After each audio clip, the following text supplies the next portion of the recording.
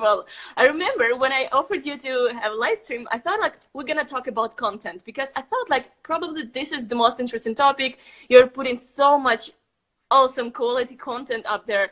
But when I started receiving questions from people from the, you know, the forum that Instagram has, seems like everybody just want to know from you about freelancing, about cost, like pricing your work, about switching the job and asking for like, how do we switch and all of that. So without extra words, I'm just gonna start asking one by one the questions that I'm getting. Right? Sweet. Hopefully I'll have good answers. I'm pretty sure you will.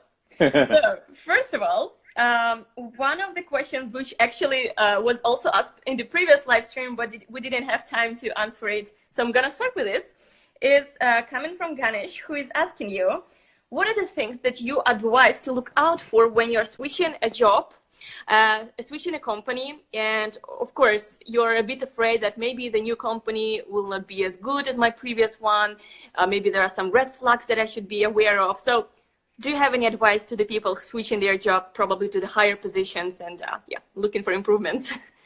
Yeah, so my thoughts on this is that when you're in an interview setting, I always believed, I employed a lot of people over the years, and I always felt like I had a responsibility as the employer to sell my business to the potential person, just as much as the person wanted to sell themselves on me.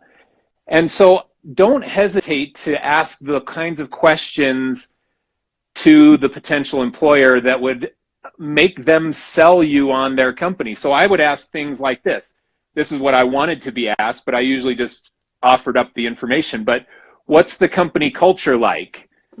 That gives you some insight on, you know, if it's a place you're going to like to be, you're going to spend a lot of time there. I ask about what their production processes are like. How do they manage projects so that you can see how chaotic it's going to be? I would ask how long, this is a big telling question, how long do people stay at this company? You know, is it high turnover? They'll tell you, well, most people stay here for 6 months or a year. I would always tell people, hey, I have some employees who have been with me for 10 years, just as evidence that this is a good company and it's a good culture. So don't hesitate to ask hard questions to the potential employer.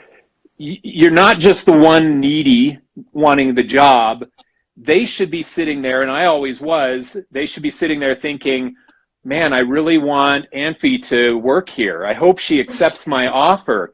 I've got to sell her on this job. You know, make them do their work. Don't just go into it blind hoping that you get the promotion. Now, as far as upscaling your job, going from like a designer job to a senior designer or an art director role or something like that, you know, the big thing to ask there is how much entrenched process do they already have, and how much will you be able to modify the way projects flow? Because that's a big deal. If you're in kind of a director level role, you don't want to come in and just be the person turning the crank on the machine. A lot of times you want to be able to look at the machine and say, you know what, this will work better if we do it this way. And you'll get frustrated if you go into an environment where people are so entrenched in the way that they work that you can't adapt and improve it.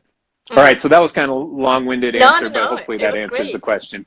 Yeah. And I really love the part that it's like a boss, like it's really the interview for both ways. It's not one-sided, and I think that everybody is just afraid at the beginning, really afraid to ask this question, thinking that probably I'm being interviewed, I'm being tested. But you know, if you don't ask questions, how do you show that you are curious?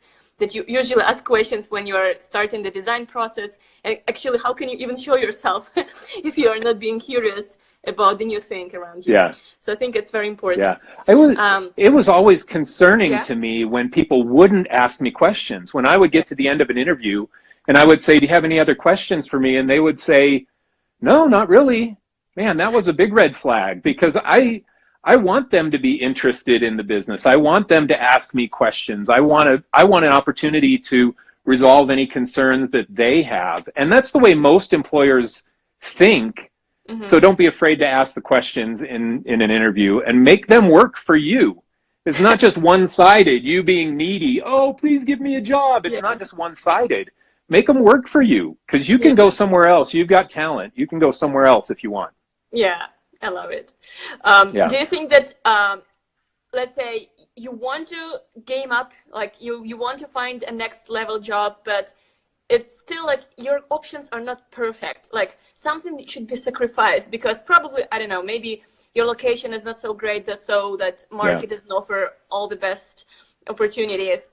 And so you're looking for a job, seems like a company is great, but there are still some sacrifices. So what do you think is okay to, like give up for now, but probably in the future could be better? Again, just in case if you're still like, in the country where, for example, the jobs are not so well advanced and well offered. Do you think that there's something that you can sacrifice when you're looking for this next job? There's always a sacrifice. No job is perfect. And I owned and ran my agency for 13 years, and I was sacrificing things. I was in complete control of the company, but I still had to sacrifice. It wasn't even perfect for me, and I had control to make it as perfect as possible. So you just kind of have to look at any business opportunity, any employment opportunity, and look at it thinking, okay, what are my things I cannot live without, and what are the things that I can sacrifice, and make a list of those things, because for some people, time might be a massive sacrifice. And it inhibits, because they have a family, they don't want to be working 15 hours a day and never see the people that they love. For other people who might be single, time is no big deal. They don't mind being at work all the time because all their friends are at work, so it's not a sacrifice to them. For other people, money might be a sacrifice. They might take a lower paying job to go into a director level position when they could be making more as just a designer somewhere else. But because they get the line on their resume that now they're an art director or creative director, it is better for their future. So they're making a sacrifice on money to give themselves an opportunity for the future. But that's something that, everybody has to decide for themselves, what they're willing to sacrifice and what they're willing to be the non-negotiable things. Yeah, I agree. I feel like that's something really personal, I guess. Like what's your It is really personal. Vision. But I'll re-emphasize what I said at the start, is that it's not going to be perfect anywhere. I mean, I owned my own agency, and I couldn't even make it perfect. And I was in control of the agency. So nothing is going to be perfect. It's just a daily, I've got to make some sacrifices here for a better outcome here. And you got to make that choice. But there's always going to be some brown and green grass you want.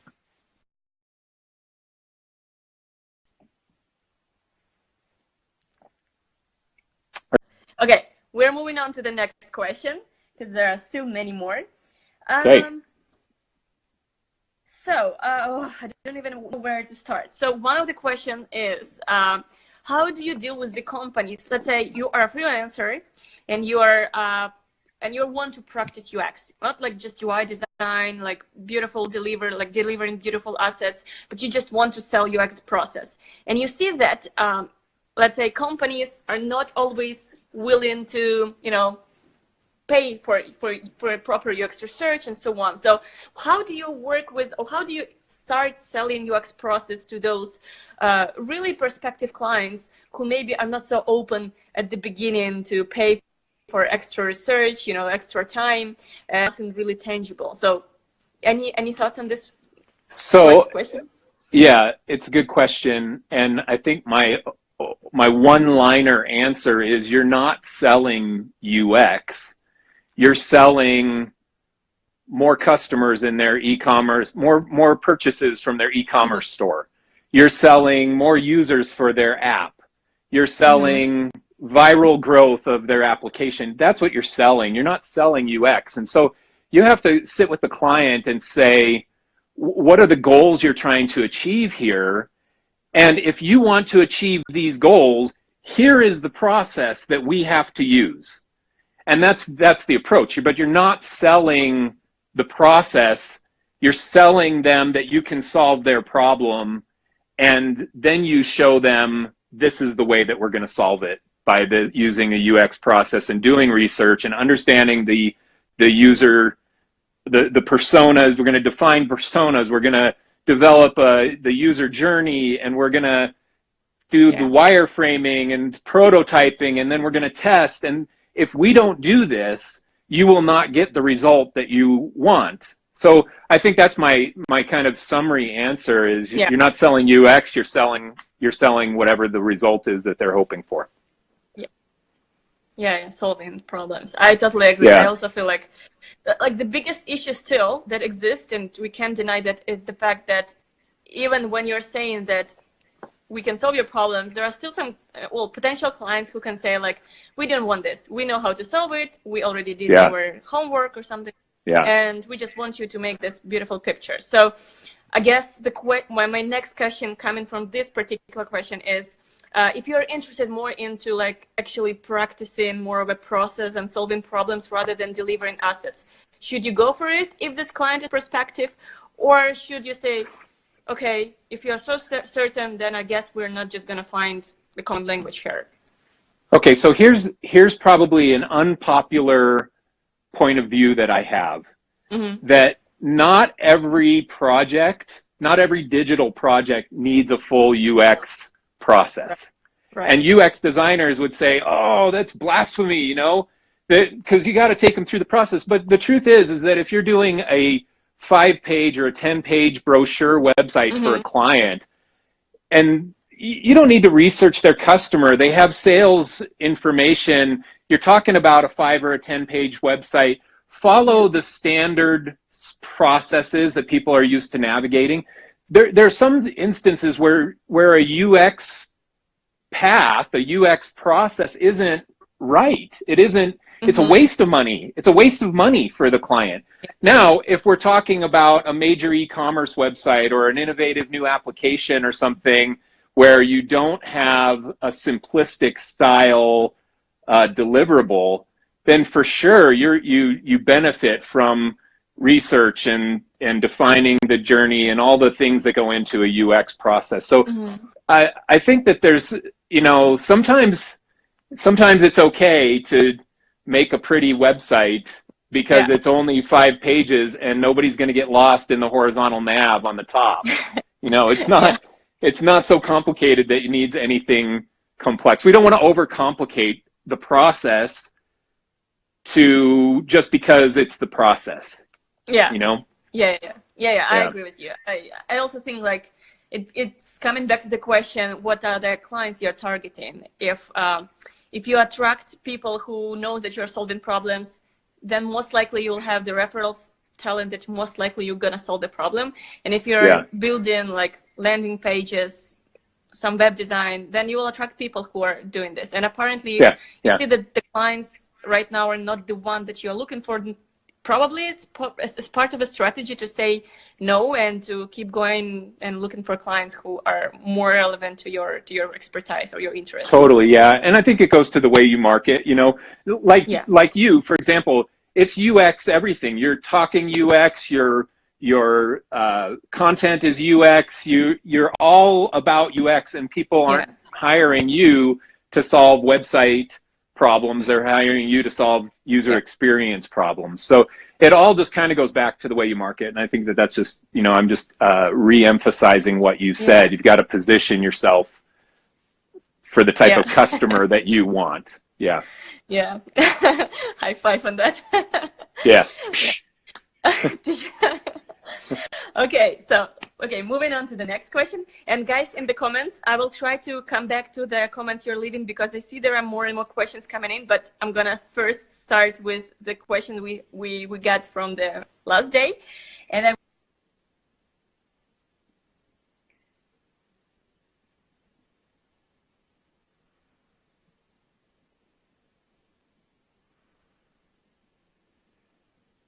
to the comments in the stream. So, You have I'm where playing, yeah. this I was world. seeing you have like a little filter going on in yours, so I was Yeah. looking all normal. Anyway, so you kind of cut out in your question. Repeat that for Question. me. Yeah. Yeah, it kind So of I one of the lost the audio. questions. Oh, okay. Can you hear Go me ahead. now? Everything's fine? Yes, I'm good. Okay. Yes, now. Yeah. Good. So one of the question is, how do you see, again, this is again, hypothetical question. Everybody have its own opinion on it. So Yeah. what's your opinion on the future of evolving UX? Like what's the future for UX design? I guess let's talk about the design because again, it's not necessarily design, but in general, how is industry like evolving? Yeah. I think, UX, the original idea of UX was the user's interaction with anything. This is the Don Norman definition. Yeah. And then 15 years later, we as a design community decided that UX is apps and websites. That's what we've decided. And so now Yeah. anytime you're looking at a UX job, it's about apps and websites, apps and websites. So Mm-hmm. I think that the future of UX is getting UX back to the original definition that it is the user's interaction with anything. And that's happening now because of the Internet of Things. Your toaster is connected to the internet and it has an interface. Yeah. Your toothbrush is tied to an app to count how many times you brush your teeth. All that kind of stuff is getting us back to user experience design the way that Don Norman originally defined it. And so that's the future for me. I think we got off track as a UX community Yeah. to consider UX apps and websites, and getting back on track is what we're being forced to do because of voice UX is becoming a big popular thing right now. Gesture UX, you see in video games and things. There's things like that, and it's all just getting us back to what it really is supposed to be in the future, or what was supposed to be in the past is going to be what it is going to be in the future. Yeah, I love it. I also feel like it's true. Like, well, again, experience means like any interaction. Because even like right now, I'm interacting with a sofa. Yeah, it's part of an experience. Yeah. Yeah. Another question was actually, this is again coming back to the previous live stream I had with Joanna, but it's an interesting question. So do you believe, because some people are a bit skeptical and they're saying like we're at the end of user experience. So what do you think of it? Is UX dead? There is no future for us? Robots will, I don't know, eat our job or something? Or what's your intake on it? Well, I'm a big fan of the fact that robots are going to take a lot of jobs, and they're going to take the non-strategic jobs first. Now, the creative jobs are safer than most other professions. Even for the next 10, 20 years, creative jobs, design in general.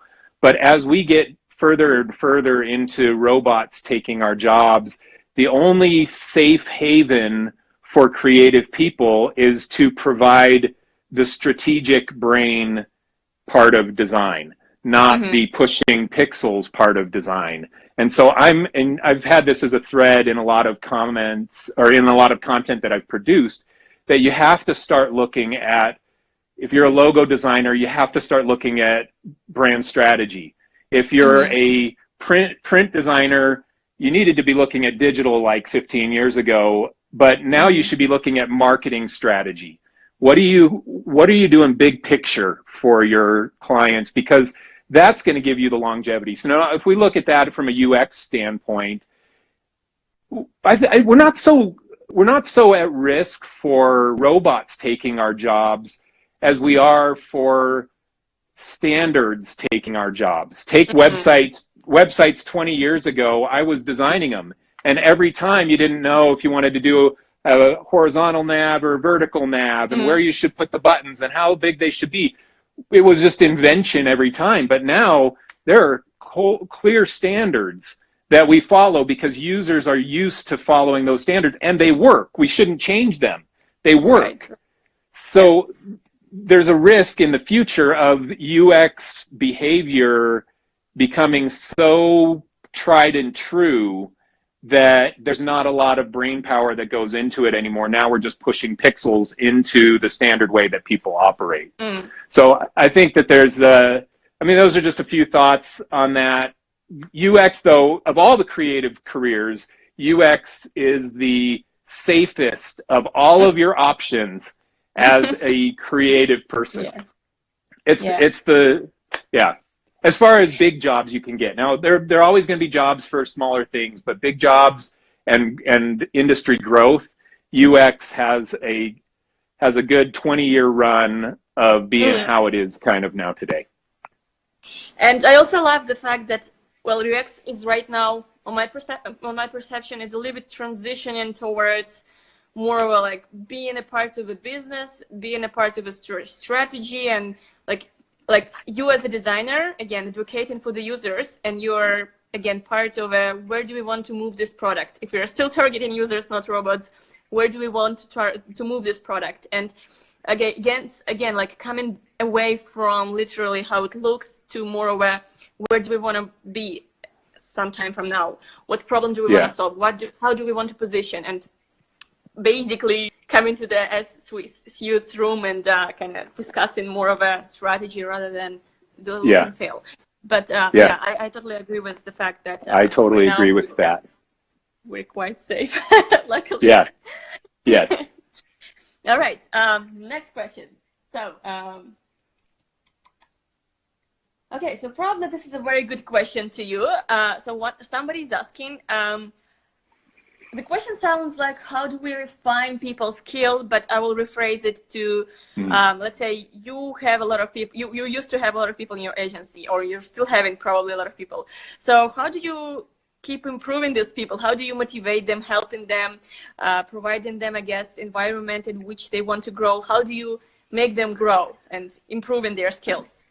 So it's not, I have a kind of a concrete way that I explain this, but there are a couple different things that happen in a business. There is an employee and the business, these two bars. And sometimes the business outgrows the employee. And then the employee does not fit anymore. They didn't grow, the business grew too fast, and now they can't provide value where they were hired, and then the business makes a decision for them to go. The next option is that the employee outgrows the speed of the business. And I had employees even do this at my agency. My agency grew fast, but I had employees that were ready to be an art director, and I didn't have an art director role for them, and they look somewhere else and they go somewhere else. And then you have the business and the employee growing kind of at the same rate. And I have an employee, I'm not at my agency anymore. I left at the start of last year. And there's an employee that I hired. He was like the 5th employee I ever hired. He's still there. He still works there. He now has more time, I think, at the agency than I did. And I founded the agency. So he's grown at par with the agency the whole way he went, and that's what you really look for, you know. That's the magic spot, and that's when people stay somewhere 10 years, 20 years, because it's just working for them. And so I think that you have to, as an employer, you have to look at that, and as an employee, you have to look at that and say, okay, is the company providing me the opportunities that I'm ready for now? And if not, I'm going to go somewhere else. And the employer looks at it and says, is this person still a fit today? And if not, we need to go and let that person move on to the next thing for them. So it's just, that's kind of how I view that. Now, I think that question was about people skills at the start, but you changed it a little. Do you want to talk about this, or do you want to talk about people skills, or? Right. Okay. Yeah, so the people skills question, how do you improve people skills? The book, How to Win Friends and Influence People, is my number one, you must read this book. And if the entire world read that book, society in general would be a better place. Now, so it's 120 years old. I mean, it's just forever old, but the principles in it are so important. And so my recommendation is to read a book like that, start with that one, and then take one principle per day. And, principles might be about making eye contact and You started take to that principle. disappear. Yeah, I saw you kind of hung. So There let's started say, to be some. Yeah, you now it's ready? okay, I hope. Yes, Okay. okay, Yeah. back. Okay. So take one principle per day and practice until it becomes part of you. So take a principle like making eye contact with people. Well, the whole day you're going to focus on making eye contact with people in the right proportion, not the stare down crazy stuff, but the right proportion of eye contact. And you're going to focus on that day. The next day you might work on smiling. And, smiling, just practice and practice in the mirror, and then practice throughout the day thinking today is the day I'm going to practice smiling. And then the next day you might be practice talking to people, asking them interesting questions. I'm going to focus on asking interesting questions today. So anyway, you take a principle per day and you try and apply it in your life. And then as you do that over years of time, it becomes natural. I haven't read that book in 10 years, but I've You've worked got on to all the repeat the name. principles. People will Yeah, not. People how may to miss win it. friends and influence people. Look at my book list. It's number 1 on my book list. Okay. How to Win Friends and Influence People, Dale Carnegie. I hate the title because it's not about making friends, and it's not about influencing people. It's about how to be socially acceptable. That's a better title for it. How to have some leadership skills, how to develop real relationships in a way that are mutually beneficial. Those kinds of things are better titles, but How to Win Friends and Influence People, really catchy title, but super good principles in that book. Everybody should read it. Yeah. I'm gonna repeat the question. So, okay. Question that you most likely receive every day, 55 times a day. I receive it every day, so I'm pretty sure you start. How do you suggest to start on? Do you have any tips for? Yeah, there's so much content out there. It's some people go to school for it. You can self-educate as a UX designer, and I would just start look into courses. And I'm not going to hard sell my course, but I have a UX course. You have a UX course, and yours looks really in depth. And so there's courses that you can buy for, comparatively speaking, a very low amount of money compared to tuition to a university. There's also, if you don't even want to buy a course, start with some books. Go and start reading UX books. And in that perspective, I wouldn't even say that there's one that's a must read. It's any knowledge is going to benefit you. So just start digging in. And if you don't want to buy books, just start surfing the web and do a Google search for a UX design process and start clicking on links. But there's so much content out there that you can really start anywhere in your level of comfort and start digging in and trying to find content. And then you can connect the dots yourself from one piece of content to the next. But with anything, I think, how do you get started? Decide that you're going to start. That's it. Decide that you're going to start, and then take the first step to actually doing it. And that first step should be the very day that you start. Go to Amazon and order your first book. Just take the first book that's on the UX, type in UX design, and order the first book on there that's on the list, and just start learning. And that's where people get caught in their tracks. They think that they have to have this big plan for education. But man, by the time you finish educating yourself on UX design, it's going to be dated, and you're going to have to keep educating yourself. The practices are changing and evolving so quickly. So self-education is a major part of being a UX designer. What's the difference between UX and instructional design? Is there an overlap when it comes to LMS? Oh boy. I didn't. First of all, I'm not sure what was meant under MLS, but maybe you have an input on the difference between UX and instructional design? My opinion on UX and all of the terms like customer experience and service design, and go down the list of any, I mean, it's like product design and UX. I read an article about a lot of UX designers changing their title in LinkedIn to product designers. There was some article about that. And so for me, there's a new name every day for things that used to be termed UX design. And UX design is the umbrella. The original umbrella was UX design, and all these other services were part of that. But now there are things like product design coming out as a term that's replacing UX design in the mind of some. But UX design was product design when it was originally conceived. So for me, I don't have a good answer to that, other than the terms from one person to the next may vary in their definition.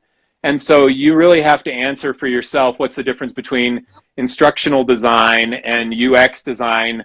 I don't know. Like, whoever's defining that gets to make that decision, and I don't have enough information to answer. That's my kind of cop-out answer, but I think that there's a lot of truth in the market in all these terms. It's like trying to define these terms is pretty crazy sometimes. Yeah, I agree. I also sometimes feel like we're just adding complexity to all the relatively complex and sometimes it's unnecessary. Even sometimes when you're working with the clients, with the businesses, still not every business understands what is user experience. And I mean, it's like these terms do not make it easier. We're just like, what if we're just saying like, okay guys, we're just solving problems for businesses, no terms. And that's just possibly could explain it easier. At least I feel like sometimes even if you're creating a portfolio and you're saying that I am a UX designer, that's going to be clear to design agency, somebody working in the industry, but not to every small and medium business, small, I don't know, shop online. They don't even know what is UX. Why should they hire you? What if you just say the value that you can provide? So all of these terms, they just add complexity to the industry, but not necessarily helping you to in your particular career or your freelancer business and so on. So and another thing, when I did my course, I did a lot of research, and one of the things that I did is I looked up UX designer job listings from a lot of major companies like Facebook and Google and Airbnb, and these were the job listing, and they were different from one company to the next. And these were the major companies that you would think would have UX defined, and this is what it is. But there were differences between all of these companies in the way that they perceive a UX designer and what their job is, what their role is. So it varies from one business to the next.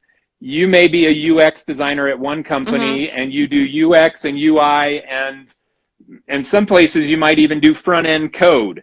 And then you go to the next company and you're a UX designer and you don't even do UI. All you do is wireframing and prototyping. That's all you do. And so it just depends.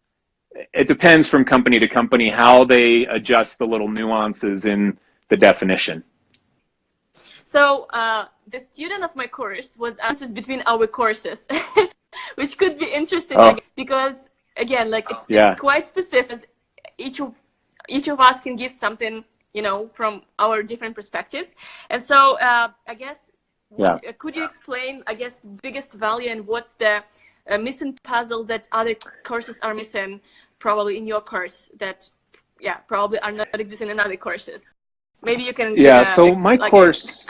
Quite some advertising here. Good. I think that your course and my course are very good complements to each other. Your course, I won't presume to say what your course is about. You can share that. But my course is a very broad perspective of the UX design responsibilities, the responsibilities of a UX designer. And I start by taking students through what's happening in the industry with things like big data and Internet of Things and AR and VR, so that they know some of these trends that are affecting the world we live in and UX design. And then I take them through the whole UX design process, from persona development to visual design, all the way through. I have a module about visual design and visual design principles. And then at the end of my course, so I go through the whole UX process, and then at the end of my course, I go into things like how to present your work, presentation strategies. I go into things like how to maximize your career. I'm adapting some of that content into my Instagram right now, like the barriers to career growth that I posted a couple days ago was part of a module in my UX course. So I kind of take my UX course touches on a wide gamut of things that a UX designer will find in their career. And I think from what I see in your posts and your content, yours gets very granular on certain UX principles and implementation of things. So why don't you tell me what your what's the niche of your course? Yeah, for sure. No, of course. I think it's pretty interesting because, again, like, our perspectives are slightly different, and it's really interesting. I believe that like, taking different courses really help you to add on to different perspectives, and probably each of the courses have its own specific. So in my case, I have more of a specific in freelancing.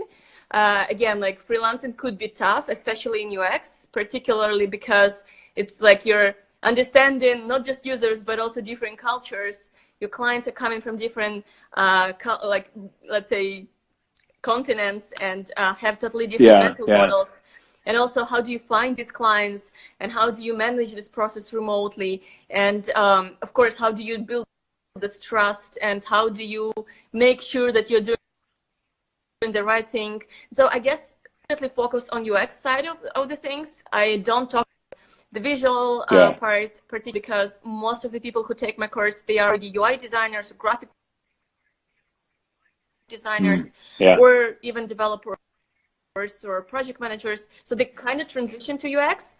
I want to focus on the how do we kind of build businesses, make more of a strategic decisions using the tool as a design, and kind of defending users in front of the businesses. So I guess I try to take this side, like freelancing, businesses, strategy, something in between, to help people to understand that complex thing and kind of clear that thing down. That's awesome.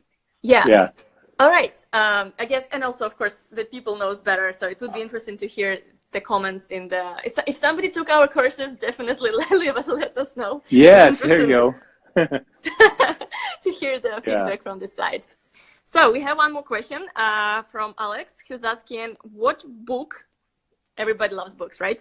So what book would you recommend to read to every product or UX designer? Like, must read, besides the book that you already gave us. No, mine is the 100 Things Every Designer Should Know About People. It's so good. And what I like about it is that it encompasses a lot more thought than just user experience. You know, it's about user behavior. And I think that one, to me, that one is a high on my list recommendation. Okay. What about you? Things about, once again? Yeah, the Susan Weischek 100 Things Every Designer Should Know About People. Okay, that's you know the one. Yeah. I haven't read this. Yeah. I should be. Oh, you got to read that. You got to read that. It's so good. Yeah. Yeah. On my side, because I think I just love every book I read. It's so hard to say which one really specifically. Right now, the first thing that comes to my mind, I guess I just have to bring this book again. Recently in the stories, I already recommended it. It's called Culture Map by Erin Mayer, I think. And again, it's not exactly about design. It's more about my specifics, I guess, because I'm working with so many different cultures. I actually lived in 7 countries, so I know, like, how different are people thinking, and how different the way you want to present can impact them. So I love this book because it actually kind of decodes how people think in different places. How do you present? How do you ask questions? How do you lead people? How do you delegate tasks to people? And, like, basically how, again, we designers, we just, as you already said, like, we're just communicating things visually. And so when we are working with different people, and we're working with people, we need to know how to communicate different types of information in the right way. And so I love this book because it just gives you understanding how to navigate yourself in this very globalized world. And of course, I love all these other books about design methods, like 101 design method. Just like everything about design, I can definitely recommend. I have like a lot of posts about it too. So, yeah. Yeah. Awesome. Yeah. Okay, we have more question, I guess. How do you always keep up with the latest trends? Like you, once again, how it's hard to readability issues with Instagram. So how do you always keep up with the latest trends? Like you always need to keep learning as designer. Do you get FOMO? Yeah. Okay. So, do you want me to answer first, or you want to answer? No, I want you to first to answer. So part of being a designer is trend chasing. It's you learning all the time and staying up on trends is just part of the nature of the beast. And I started my career in 1996, and back then the internet was just starting. Websites were just starting, and I would always just get so excited about the next cool, innovative way that people were building things and creating navigation and stuff. And so you kind of got to get passionate about it. You got to get excited about where the changes are happening. Things I'm excited about now are just like interface design in cars. The idea of self-driving cars and what is the human interface with the vehicle. I get excited about that. I'm looking forward to that. So you got to kind of look forward in what's happening in the world and stay reading up. Pinterest is huge for me for trends, because I can just pull up my Pinterest board, my Pinterest wall, and because I follow designers and things there, and because I have so many things pinned, I see a bunch of stuff that looks innovative and interesting. So I think that that's my answer to the question. Fear of missing out. Yeah. The other answer to the question is the classics are never going to go out of style. Going back, I love a Swiss design style. I've always been a huge fan of Swiss design, and those kinds of things are always going to be, they kind of have this longevity to them. So sticking with the classics is usually a safe way to go. And it is trendy right now, but it's been trendy for 50 years. Swiss design has been trends for 70 years. It's been a trend that has always been acceptable. What about you? Yeah, it's interesting. Regarding the FOMO, I guess that's the question everybody's having right now. Many people are having problems with that. But I feel like it's important to understand what are your like passions. And again, like it's very easy to caught up in this very noisy world, but like it's also important to shut the doors and think what excites you, not others, not like that everybody posts on Instagram about this new other thing. And like if you try to some sort of reduce the noise in your life and be deliberate about what you're looking at, what you're following, which trends you want to follow, it's kind of you helping yourself to not be everywhere with following everything at the same time, because apparently you can't catch everything. And so I guess it's really important to know what are your personal interests and just follow these trends. Don't get away. You can listen about something extra interesting, let's say voice technology, if you're curious but not want to go there. But again, like it's just for, I guess, self-development, but not necessarily for you to dig into it immediately and start practicing and so on. So just be focused, I guess. Really good advice. Let's move on to, I guess we still have 3 minutes. Okay. 3 minutes left. So guys, you have probably the last question here, or one of the last. So let me see, what do we have? So one of the question is about design sprint. Did you practice design sprints? Did you love practicing it? So I sold my agency in 2015, worked at the agency I sold to for a couple of years. Design sprints is becoming very trendy and new now. I am not an expert on design sprints, but conceptually, I know enough to say that there's probably a lot of good techniques in a design sprint that could be applied to a lot of production environments and be beneficial. I'm a big believer in taking a variety of different production methodologies and using a mashup of a production strategy mashup. That I take a little bit of Scrum ideas, but I throw away the Scrum Master. I take ideas from a lean manufacturing, lean style, which Scrum is kind of a derivative of that. Waterfall methodology. You know, I've read a lot on production methodologies, and what I landed on for my agency was best practices of a variety of different things and applied them in my business, which was best for my business. And I'm kind of a believer in that with design sprints. I'm sure that there are great techniques in there that you probably want to adapt into your business along with some of the other things that work well. Yeah. So that's my thinking on that. I love it. Yeah.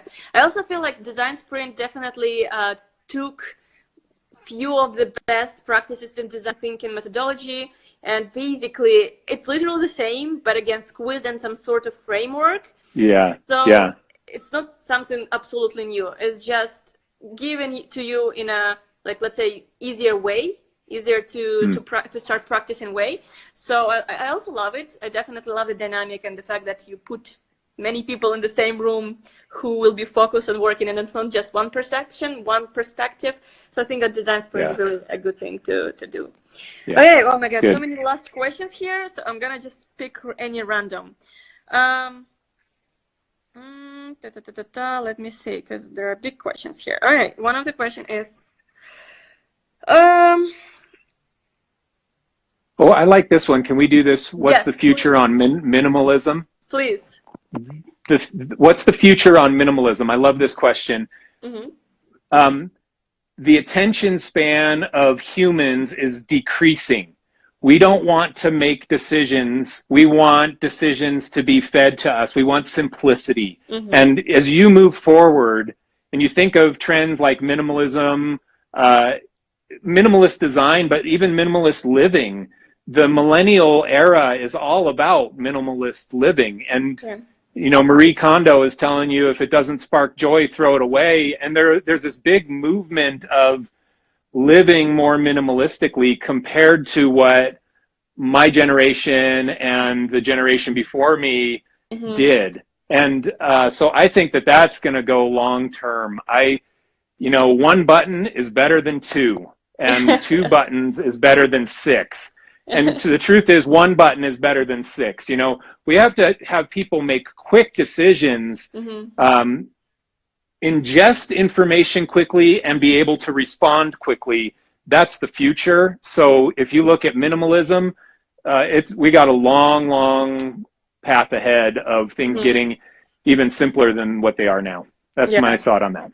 And apparently, because we have so many information right now, there is no way to win in the market if you're given too many options and overwhelm people with a decision. Yeah. All right. So, not to take any more longer of your time, just on this great note, let's wrap it up. And again, really, thank you so much for taking your time. Thank you. It's so fun. Always some questions, really, and answers. Just again, for your energy, for your being so open and always so willing to give your awesome thoughts. Really, thank you so much. I think everybody enjoyed this live stream. I definitely enjoyed it. And Okay, thanks, Anthony. You're awesome. No, you're awesome. Thank you. I'll just speak for the design community. Everybody loves you. You're so fun and happy all the time. So kudos to you, and thanks for including me on this live stream. It's just been super fun. Thank you so much. Oh, you're very nice. Thank you very much. No, it's true.